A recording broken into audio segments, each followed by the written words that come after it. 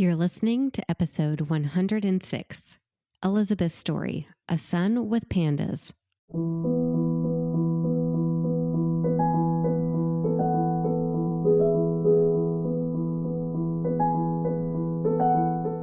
Good morning, my friends. I am so happy that you're here today. I guess I said good morning, but it could be afternoon or evening, whenever you're listening. I'm glad that you're here. And I'm especially glad because we are going to be talking today about PANDAS. And if you've never heard of that before, don't worry, you're not alone. Elizabeth had not heard of it either when her son was diagnosed with it. And it is actually a diagnosis that is questionable, which means some doctors believe it and some doctors don't, which make having a child with a diagnosed issue that some people believe in and some don't is incredibly hard to navigate, to say the least.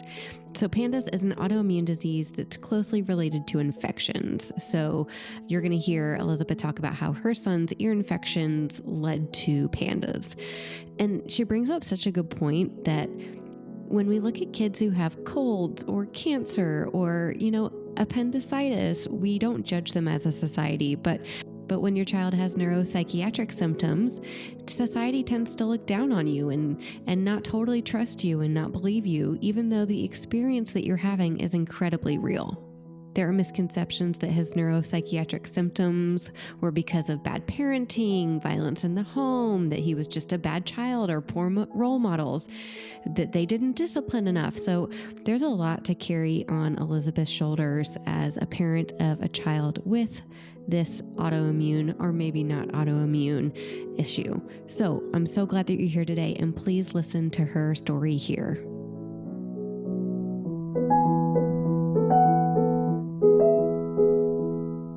Before we jump into the episode, I wanted to let you guys know that if you are a parent, a child life specialist, or professional working with children, you're going to want the hospital or physician's office or urgent care that you take your kids to have the Child Life On-Call app.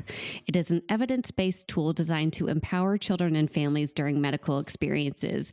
And 100% of the child life specialists who have used this app believe that it can help with expanding child life's reach beyond the bedside. And 100% of child life specialists believe it helps parents feel more empowered in their child's care. Learn how to get the Child Life On-Call app for your facility or doctor's office by going to childlifeoncall.com/partners. If you want to just go ahead and tell us a little bit about yourself and your family and where you guys live, and just let us get to know you a little bit. Sure. My name is Elizabeth Harris, and we live in Franklin, Tennessee. We moved down here from Kentucky about 25 years ago to actually open a second location of a spa that we had started in Paducah. So we ended up in Cool Springs, got into the spa industry. I had two children at the time, one 2-year-old and one 8-year-old. And then a few years later, we ended up adopting two more. Life was great. The spa had taken off.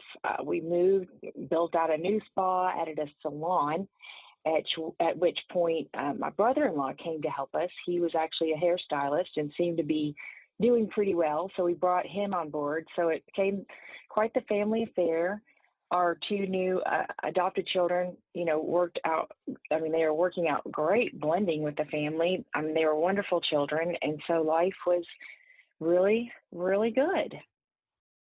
I have a special place in my heart for Franklin because one of my very dear friends and fellow child life specialists is from Franklin, and she just raves about that small town. She's like, this is what life's all about. The people here, it's such a good place to live. Do you feel the same way? I mean, I did. It was phenomenal. It's beautiful. There's hills. The schools were great. The kids did well. My husband at the time, found employment, and the clients everything was just really, really going well.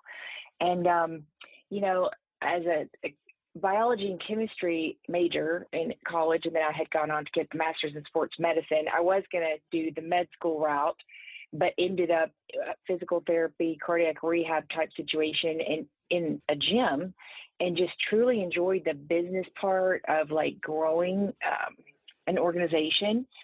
And I had just gotten into business that way, but I was still very science minded. And so, when we added hair and the different treatments, I really got into the science of it. And we were doing a lot of body contouring and added some new services. And I just realized there really wasn't a great cellulite reduction device on the market for all types of cellulite. So I developed one. It took me several years, and I was in the middle of launching that. It's very well received. It did a skincare line. When my son got very sick with a very bizarre illness, a very bizarre syndrome, one I'd never seen before. And the thing is because I'd just been in the spa my whole life and raising kids, I really had never been to, I don't think we'd ever gone to the emergency room other than, I think, a broken arm one time. We went to the pediatrician, but there was nothing extraordinary about my knowledge when it comes to hospitals or doctors or medical issues, because we just really didn't have any. And so it was about 2010, and he was rolling around on the kitchen floor, just grabbing his stomach, saying his stomach hurt. He was just barely 11 at the time. And I thought, this is really unusual. And so we took him to the pediatrician, and he was diagnosed with strep. And I thought, strep throat, and he's grabbing his stomach. So they put him on amoxicillin, which they usually do, and then sent him home. And he started to get better. Now, when he was really, really young, he did have a lot of struggles with ear infections and a couple bouts of pneumonia, but he seemed to have grown out of that. And so we hadn't been involved with any medical stuff in quite some time. So we were just thinking, okay, he's going to recover from this strep infection and everything will go back to normal.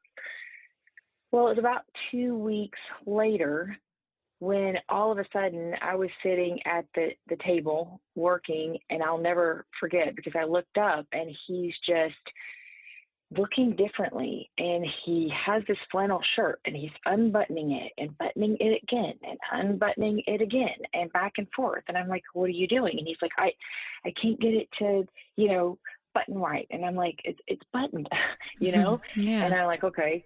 Then he starts to walk back and forth across the transition strip, like with his, I now know, left foot. That became his thing, left foot. I had to go over, and then it wasn't right, and had to come back. Of course, I didn't know anything about OCD at the time or anything like that. So I was a little concerned. I called the pediatrician, and he said, oh, it's not, nothing to be worried about. That sounds fairly normal. So I tried to put it to the side. But the next day, he got up, and he started making this huge tent, like dragging every chair, everything that would hold any kind of sheet or blanket, every sheet and blanket off of all the beds, making this monstrous tent. And it was just like, it went on for like 4 or 5 hours. And I was like, but he was more like obsessed with it. Now I know. But at the time I just thought, okay, things are getting a little weirder here. And so I called the doctor's office again. I said, oh, he's probably just playing hide and go seek. And I was like, okay, what, So by day 3, I go in there, and he is like crouched behind the chair in the corner and thinking bugs are crawling on him, looking terrified. Pupils are huge, thinking that people are staring at him through the window. And it was Christmas time, so he crawled over behind the Christmas tree. Anyway, I finally called a colleague over, and I was like, okay, the doctor said that, like, basically I'm crazy and imagining things, but can you come over here and tell me what you think? He came right over, and he's like, there is something seriously wrong with your son. I was like, okay, thank you. So I called back again, and this time the doctor was different. He was a different doctor on call, and he said, this sounds like an acute onset of PANDAS, which is pediatric autoimmune neuropsychiatric disorders associated with streptococcal infections. Well, I was like, what?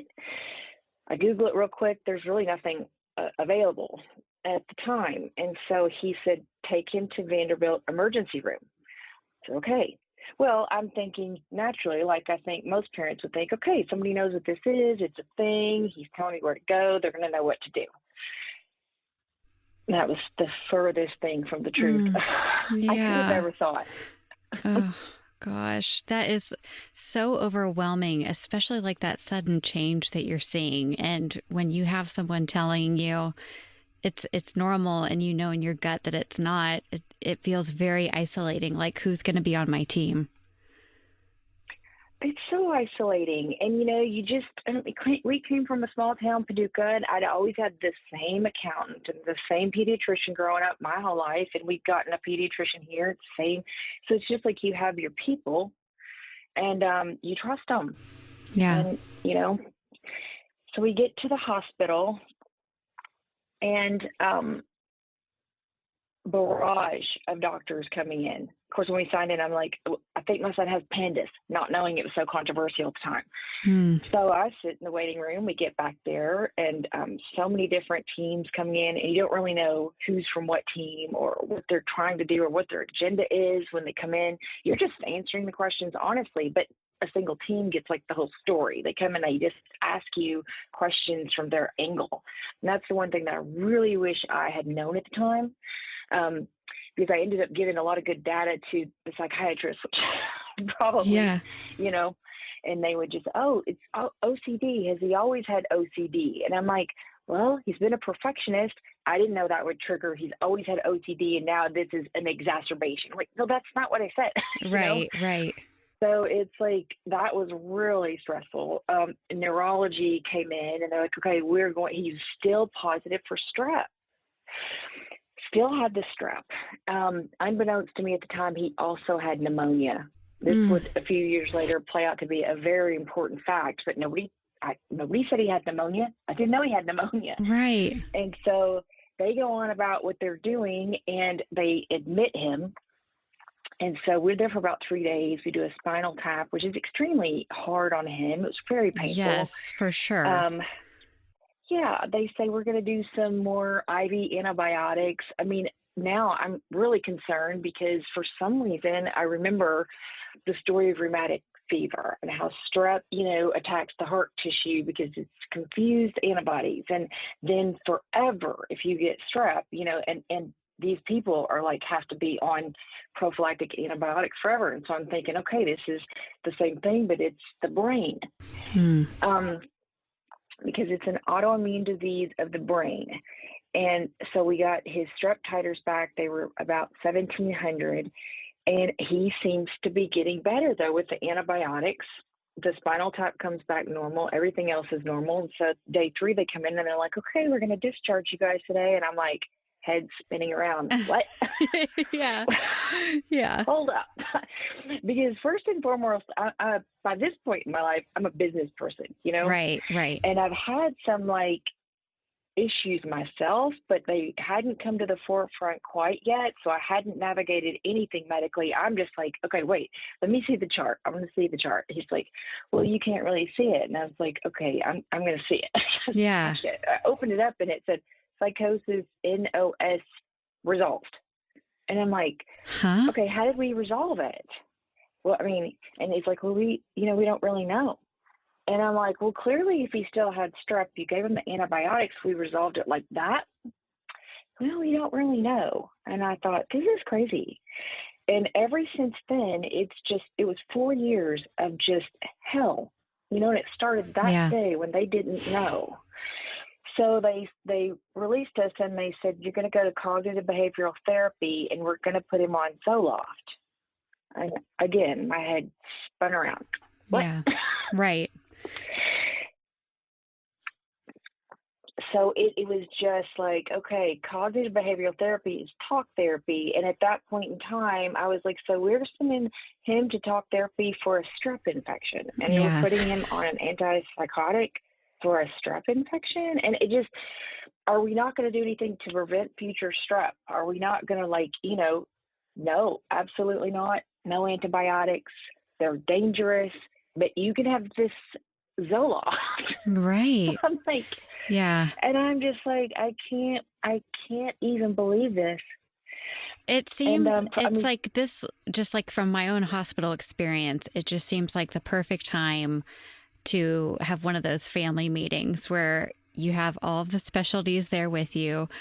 You're able to sit down and answer questions so that you can digest what's going on. And when we miss that piece of including the family in the care plan, there's no way that from your prior experience that you'd be able to understand what's happening. There's just no way.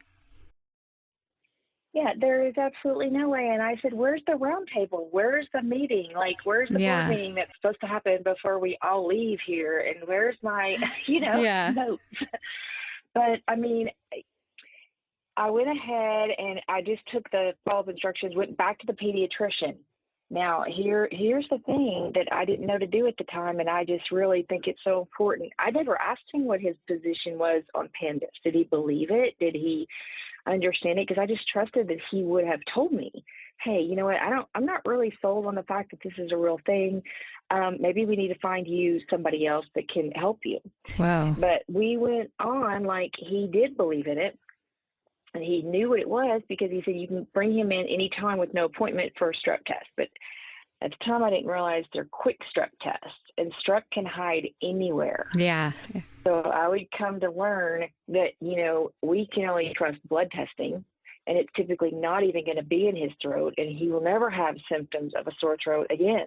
And so we went on that path. We started the talk therapy, started the Zoloft, made him a zombie. He was already on ADHD medications from the third grade. This is about the fifth or sixth grade. So now we're adding Zoloft and therapy.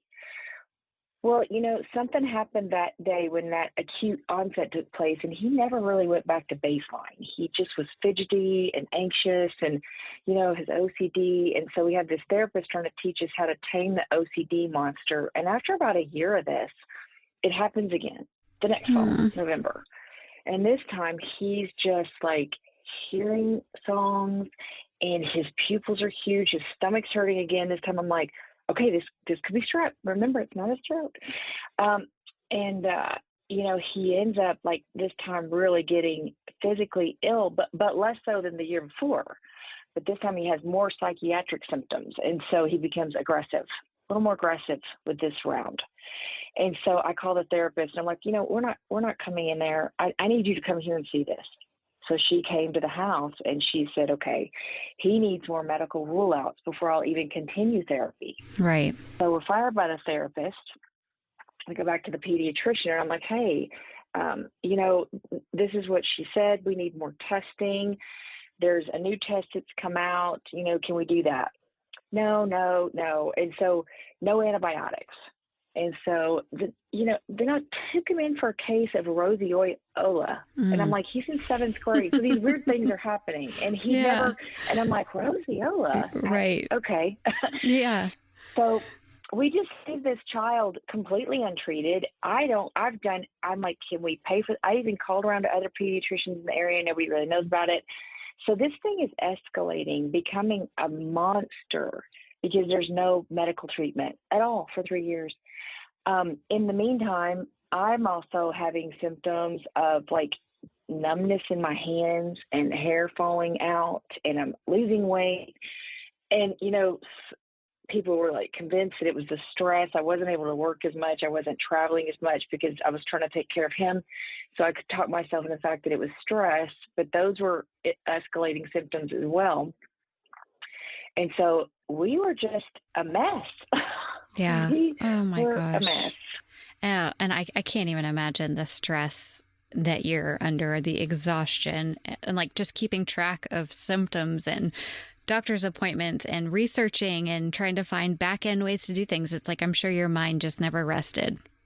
It never rested. And it seemed like it was just going faster and faster and faster, the more that needed to be done, and with, no help, and there wasn't really much online about it. Now there seems to be quite a bit more online. But when he was in the 8th grade, I said, I listened to the pediatrician, and I look back, I should not have ever listened to him. And he was like, you just need to be basically a better parent. Oh my God. And I was like, okay. And so I quit consulting. I quit traveling. I put a GM in charge of the spa, and I stayed home with the kids for a whole year, his 8th grade year. And I implemented total transformation, which is like this very rigid, like rewards, game night. I mean, all the things that you probably normally do as a parent, but it was all documented. Yeah. And so, but it didn't matter. It was up and down. These things would come and go, these flare ups. And he would end up with like 6 bus referrals in 3 days. And I was like, how does one child back and forth to school 27 times? Oh my goodness. The end of his 8th grade year, I'm like, okay, this is not working. We had a housekeeper at the time. She came in and she worked with him some on Spanish. She left, she called, she goes, I've got to tell you, I've been diagnosed with strep throat. And I just thought, oh my gosh. Oh no. I was just praying, okay, maybe he didn't get it. Maybe he didn't get it. But it seems like he's a strep magnet. And so it's in 24 hours, I get a call from the school nurse. He's turned green. He's throwing up. I go to pick him up. I get him home. Next level of oppositional defiance disorder. Didn't know that word either, except for that total transformation program. I was like, how does it? And I mean, overnight. No, I'm not. We're not. I mean, he never told me no. And I was just floored, and he was rolling around on the floor. At the time, I didn't know that was neurological. And so the school was threatening to call Juvenile because it's unruly. I found a test. Molecular labs had come out with a test. I called the pediatrician back, and I'm like, hey, listen, you know what? There is now a test for this thing. Can you order the test? He sends me a letter back saying, not only am I not going to order you the test, you're fired. Oh my gosh. What? And because I hadn't followed any of his medical advice. I'm like, you haven't given any medical advice. And what I came to find out was that because I hadn't gone to the therapist they put in notes from Vanderbilt, they thought I hadn't taken him to one. When in fact, that therapist was 6 months out. And so I found a private one that I didn't know the electronic records, not, all need to be connected or they can't follow you. So I had been taking him, and I got him in much sooner than I would have if I'd gone that route. And he'd already had like 50-something sessions. Oh, Elizabeth. So I went and got a printout of all the records. Yeah, I couldn't believe it. You can only come in here if it's like an emergency for the next 30 days. And I thought, this kid is a wreck. Oh my gosh. We'll be right back. In the past, I've been really reliant on coffee and energy drinks to help me focus, but I've been drinking Magic Mind. Y'all have heard me talk about it before, and it's made a huge difference in my energy level and ability to focus. The matcha, adaptogens, and nootropics help fight procrastination, brain fog, and fatigue, and I don't know any healthcare workers or parents that don't have that in their life right now. After just a few days of adding Magic Mind to my morning routine, I noticed I needed much less caffeine. Magic Mind truly values the well-being of healthcare workers and parents, and that is why they are giving us 20% off to all of our Child Life On-Call listeners. So go to magicmind.co/childlife and use code CHILDLIFE for 20% off. If you are looking for a way to make a child in your life smile, then you have to go to smilemakers.com and go through all of the must-have toys, stickers, and prizes for kids. You'll find everything you need to make the hospital, waiting room, or even your own living room more fun with games, crafts, and prizes for every occasion. I also have very good news for you because when you go to smilemakers.com and type in OnCall20, you will get 20% off with no minimum order required. So stock up on bundles made specifically for hospital procedures and therapeutic play, and make these already very affordable items more affordable with OnCall20. That's smilemakers.com and OnCall20 for 20% off your entire order. If you can think back on some of the things that helped you, like, get yourself feeling like yourself, which I don't think you probably had a lot of time to do, but do you have any things that really worked for you? Were you able to, like, get away and have your husband watch him for a little bit? Like when he was at school, were you able to take time for yourself? Were you able to do any of that? No, because I'm just going to be honest. Very simple. My husband and I going through, we divorced. He had also been getting some symptoms, but I didn't know at the time they were symptoms. I thought he was simply being lazy and not helping, and I was carrying the load of everything. I was beating up. I thought it was the stress of the divorce, and I just thought, the only thing I've got to do is get this child a test. So I know, are you I don't know, some kind of genetic thing? I don't know what was going on. But I was I just got to have some evidence here. And so the psychiatrist agreed to order the test. Well, by this time, we're involved with juvenile court. I mean, this all happens within 3 weeks of that strep infection, that I just mentioned. Right. And so we're involved with juvenile court. The schools filed one against him. I had to sign something because I was told that if we get involved with them, they have a lot of resources. I'm told that the juvenile courts are like a source of help, and there's doctors. And I'm thinking automatically a judge could write an order for the test. That's just the way my brain worked. Or could force some doctor to write this order, and we could find out what he has. That's not what happened at all. So we get tangled up with this horrible court system here. And now we've got this laundry list of rules and more therapy for me. And I'm like, the only thing that's going to help me right now is figuring out what's wrong with him so we can stop this train that's about to wreck. Right. Oh. But so he starts in and out of the juvenile detention center. I didn't know it was a jail for kids. You think it's like a day room and like there's like a camp or something. I came to find out they're putting these kids in cells, locking doors. There's no medical treatment. There's no nothing. It's just a first step to get them into a behavioral facility, which I was like, okay, that can't happen. So that's when I turned it up to high gear. I was like, okay, he's in really bad shape. So I had to get him in. And by this time, now he's got the positive PANDAS diagnosis. I call back, I don't know, maybe it's probably to the doctor's office, and I'm like, okay, he's positive for PANDAS, so what do you think now? And thankfully, sometimes you see like a little, I don't know, breadcrumb. Right. God probably throws you just to keep you going. Yeah. The nurse says, oh my gosh, like it hits her. 3 years of this child has needed medical treatment. We've not. So she says, come in. I'm going to get you with the other doctor. And he does treat PANDAS. I'm like, what? There's a doctor in the office that knows about this? And so she gets me in. He reads it. I'll never forget it. He crosses out behavioral issues and re-diagnosed him with PANDAS and put him on Keflex. I mean, I think that was like one of the worst and best days of my life. Yeah. You're like, it could have been this easy 3 years ago. It could have been, and we wouldn't be to this point, and he knew to test him by blood. And, and that's what I just want to point out is it's like if I could go back in time, I would have shocked every pediatrician in the country to find someone that was open-minded to just, work with us. But I didn't know that he didn't believe in it. And it's really hard to know what people's agendas are and what their goals are and what studies they've been a part of and what they're like an assistant professor to.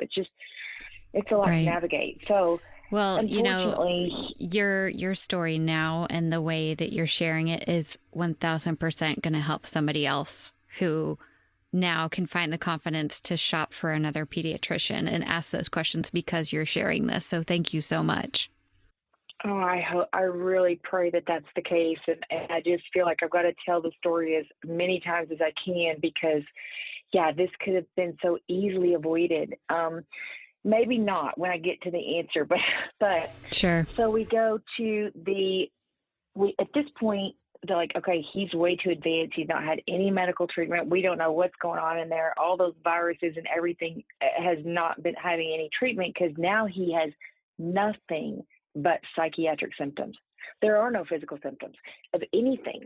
So now it's like a virus, he flares, but that might look like, rage or insomnia or frustration or labile emotions. I mean, I became like DSMV expert because I'm like, not only now does he have regular OCD, he is hoarding and he's doing all these subsets of OCD, like overnight. And I'm like, what is this? What is this? And I've got to look it up. I'm like, oh, that one's horrible. And it's almost like I started seeing, like, okay, so, if you get a cold or a flu, you get a fever, a sore throat, cough. No, he gets this, and this, but it's all psych. But if it was a different pathogen, it would present differently. So I would take him to a therapist or I would take him anywhere and would diagnose him with this. Over like this year period, at the end, he's got like 27 different diagnoses. It's like, okay, this is not even possible. And even this PANDAS thing isn't making any sense to me anymore because it doesn't look like it's just group A strep. Right. It's everything. So, of course, we change his diet, eliminate all the red foods, do all that. And I'm like, that made about as much difference as my total transformation. Right. I mean, the compulsions kicked in, and he gets a compulsion to drive cars. Well, he's driving car. I mean, it's just something you probably wouldn't believe until you saw it for yourself.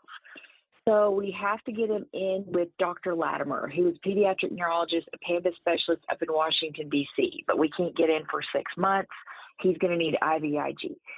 So we finally make it to that day. I don't know how.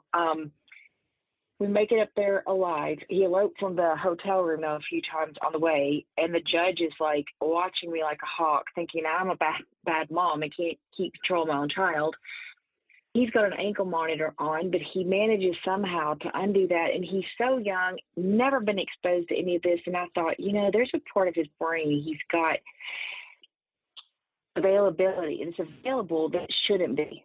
And I was like, this is in his brain, and it's not just, the front. So we get up there, we do the IVIG. It's $18,000 because insurance isn't covering this treatment for PANDAS yet. And as we leave the office, she says to me, he definitely has PANDAS, all of his records. Definitely has PANDAS. Might have PANS, which is Pediatric Autoimmune Neuropsychiatric syndrome. So my heart and stomach just fell to my feet. And I thought, oh my gosh, how can this be possible that every single thing in his life, anything, will cause him to act crazy? But I mean, I use that word like very respectfully because it was him. And he was great in between flares, but he would just go to places you couldn't even imagine. So she says to me to leave the office, I will just tell you that he's going to get worse before he gets better. What? My head spins around again. And I'm like, he can't get any worse. He's on probation from the juvenile kangaroo court. He's got ankle monitor on. She keeps putting him in solitary confinement. She hates me. She thinks that I'm not doing my job to control him. What do you mean? What does getting worse mean? And she said, it's going to get worse. It's going to take about 6 weeks, and the symptoms are going to unwind in the order that you saw them appear. And I'm like, what? So we get home that night, drive 17 hours, drive all night, and sure enough, he wouldn't go to sleep. He was up all night pacing. Of course, they had to give him steroids. Long story short, I'd been up for 36 hours straight again. I had a friend come in to help me so I could take a nap.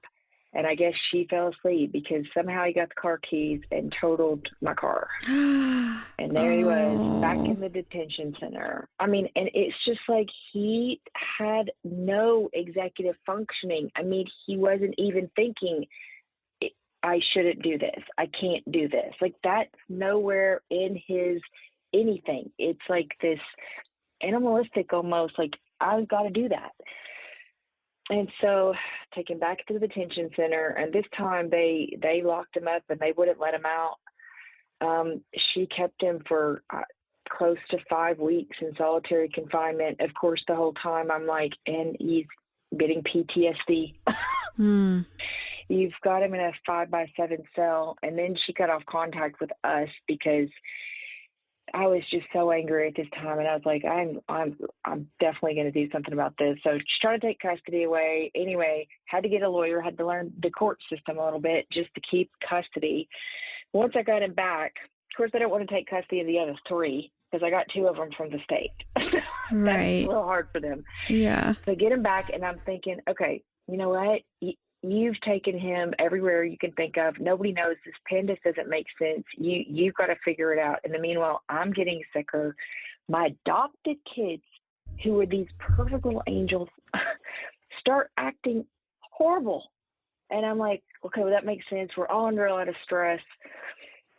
Until one day, my adopted daughter came downstairs, and I'm in research mode. I'm watching House. I'm watching Drop Dead Diva. Anything that has to do with medical or court.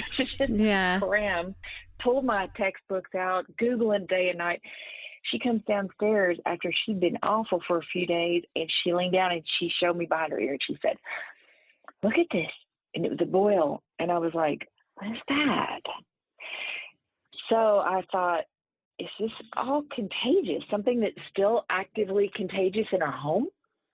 So I started thinking along that track, and I was able to get my son in with Dr. Trifoletti because the guardian ad litem had made sure I can't see Dr. Latimer anymore with some kind of weird court order. So, but Dr. Trifoletti ran 35, test tubes, because I just kept thinking, we need data. This doesn't make sense. So all the lab work comes back. So I got the boil on her ear. That's a clue. And now I've got these labs. The only thing's wrong with my son, like I'm looking at him, the way he's acting, and I can see like red around his eye, like up above his sinus. I can see that.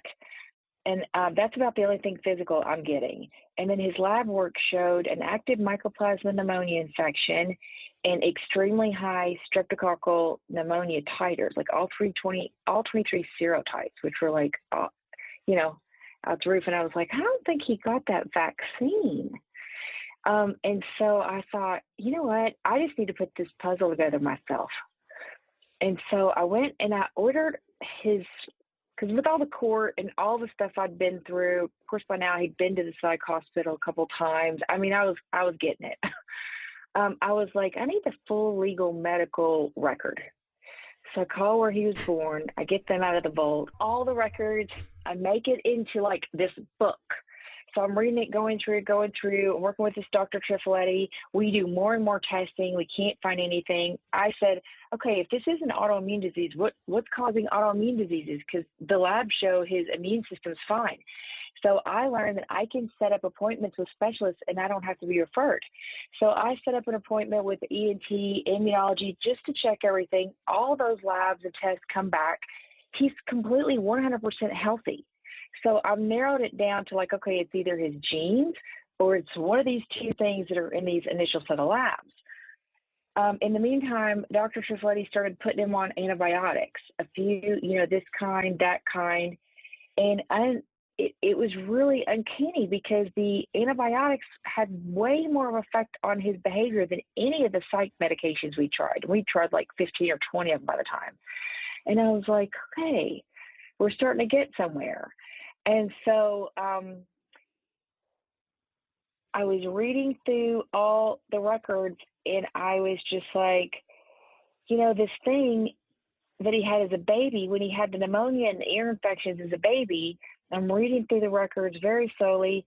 It never went away. It'd been treated with Zithromax and all these different antibiotics, yet it had never really left. And it came back kind of in different ways. And then it came to where when he was 6 or 7, he stopped getting those fevers, high fevers and symptoms that he had before. And by the 3rd grade, he got ADHD. And it appeared that slowly over his lifetime, this infection he'd had as a baby had just never been killed. Maybe it was resistance. That's what I'm starting to think. But it became a misdirected immune response slowly. It didn't happen overnight. This autoimmunity had developed in him. And so by the time he's this age, he hasn't had a fever in 10 years, and I'm thinking, okay. So whatever he had then, he still has. What is that? Well, come to find out, we did the genetics testing. It came back. He had nothing, no genes for any of the diagnoses, not even one for autoimmune. So I'm like, okay, it's got to be environmental. So I hone in on the mycoplasma pneumonia because there's really, other than the strep, the sinus stuff. So I hone in on the mycoplasma pneumonia and I'm like, okay, it's got to be this. I know it's supposed to be pneumonia. He doesn't have pneumonia, but it's still got to be that. So there's got to be an explanation. I'd worn out all the doctors. I had a lot of labels in all the records and crazy or whatever at the time. So I went and I started calling researchers and I finally got one, studied chlamydia pneumonia. And I said, okay, I need to know more about mycoplasma because there's only one guy in this whole country that studies mycoplasma pneumonia, and that is Garth Nicholson out in California. I was like, great, we'll go there because I'm starting to think if this is contagious and causing all the things, maybe it's causing my symptoms too, because by this time I'm diagnosed with complex regional pain syndrome and I'm on nerve blocks, pain pills, Lyrica. The things are just, becoming more serious. They're piling, yeah. They're piling on. And so I find this Dr. Nicholson, I pull up his website and I start to read all of his research and I just I'm shocked. And I mean, I'm shocked because the story that he tells and has the research to back up 70 something studies was that the mycoplasma pneumonia is not the traditional mycoplasma pneumonia, but it's been modified.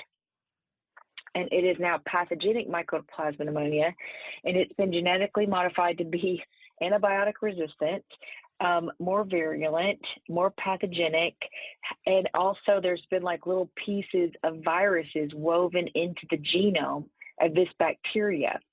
And so that they express at different times. And so like with the roseola, the HHV6, that was in one of the strains. And so I'm like, okay, why would anybody do this? And apparently there was a lot of testing going on down in the Texas prison systems back in the late 80s. And they were testing it on death row inmates, and it somehow got out to the community of Huntsville, Texas, and the citizens were getting ALS, MS, and rheumatoid arthritis at a 5,000% rate higher than the rest of the country. And the more I read, the more I knew that this story was true, unbelievable as it seemed, because my brother-in-law had been down in that system back in 2003, right before he moved in with us when he came to do hair in the salon. And I remember when he moved in, everybody in our house we got deathly sick. At the time, we thought it was the flu, but then we ended up with big boils on us. Now we know it's MRSA. At the time, nobody knew what it was. So I came to know that we had gotten that organism from him. And then I started to put it all together, because once he moved out from us, he would move in with this family member, every single set of family members he'd moved in to. There was suicide, addiction, brain cancer, lung cancer, Alström malformation, rheumatoid arthritis, every kind, 9 kinds of it was just like a path that he'd left. And I thought, as much as I believe this is true, I still don't know if I can believe that this had really happened. So I kept reading, and I found that if owners do have this, then the dogs get it, or the pets can get it. So I recalled then how all of our pets had died in early death the last 10, 15 years. And specifically the dog we had just adopted a year earlier, when he came to live with us, he'd gotten sick with some kind of pneumonia, but no doggy diseases.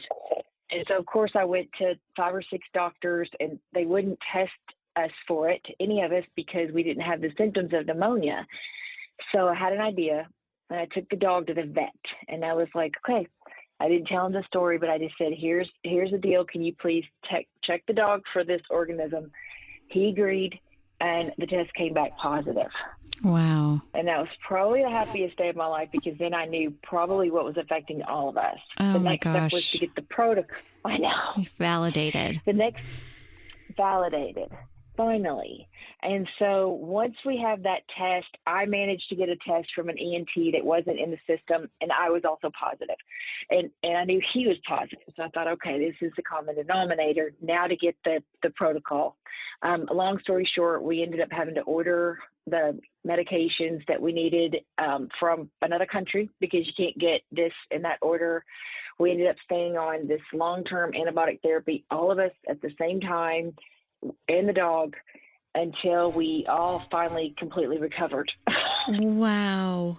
Oh my gosh, that is amazing. Yeah, so you're happy. So like, tell me what life looks like right now for you. Well, it was like on the way down, I was like, either I'm going to order $700 worth of Indian antibiotics, or I'm going to make my house payment. So I'll go with A. I gotta live. Right. So let the house go down, down, down. So now that he's better and we're all better and we don't have that anymore, I've been able to, come back up. And I recently got engaged this past year. Oh, and, congratulations. We just bought a home in Brentwood. So yeah, it's been really a miracle to just live this out. We'll talk about the perspective of literally going through hell with no one around you and having to dig your way out. You certainly did that for yourself and your family and your son, and I'm sure he's so grateful. Oh, he is so grateful, and he is so sweet, and he's doing great. He's going to college. He thinks he's going to study, neurobiology. He does jujitsu. He's up to his brown belt. He teaches guitar lessons. He works with us on our construction business. So, yeah, that's it is just amazing. Grateful every day. Well, yeah. I want to remind you that you wrote a book, and if people want to read your book and learn more about you and your story, how can they do that? You can go to what'swrongwithmychild.com, and you can order the book there directly from Barnes & Noble. We also have a website, what'swrongwellness.com, because there's a lot of families that aren't going to be to the level where they're ready to just order antibiotics from foreign countries. So we have developed a wellness program. We use energy scanning and nutraceuticals, and we've really had just as good as success with that route. And so I'm just anybody that can get your doctor on board or need help, reach out, and I can help send you research, talk to you about how to talk to your doctor. Even sometimes I'll talk to doctors for people as a kind of a medical liaison. And then you just have, if you've exhausted everything and you just can't find anyone to help, reach out and we will do everything within our power to get you the help that you need for your family. Oh, I love that. Like your team consists of doctors, you've got a lawyer on board. You're finding all the resources for people. So thank you so much. Absolutely. Thank you so much for having me and letting me share this story. Oh, absolutely.